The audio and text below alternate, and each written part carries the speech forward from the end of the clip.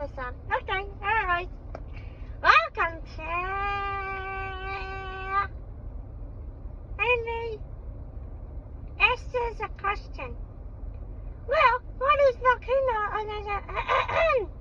Tornadoes, not volcanoes. Those things are kind of the same, that one has lava on it and the other has air on it. Why do people get picked up by the air? Why do they go like this?